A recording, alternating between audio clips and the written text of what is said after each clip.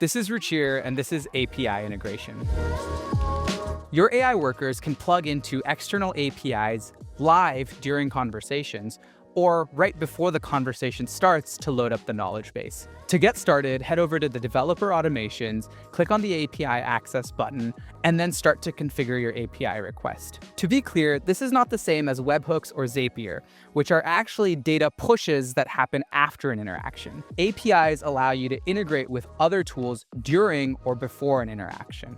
For example, if you'd like the AI to check the status of inventory by looking up an ID that the caller tells the AI, you would use the over-the-phone API integration. You can configure GET requests, PUT requests, POST requests, and even add custom payloads based on the information that's collected during the phone call. The two types of API workflows are knowledge-based loaders and over-the-phone APIs. Knowledge base loaders allow the AI to look up information and add it into its knowledge base cache before starting a conversation, while over-the-phone API integrations happen upon a specific English-defined scenario and can use variables from the conversation itself.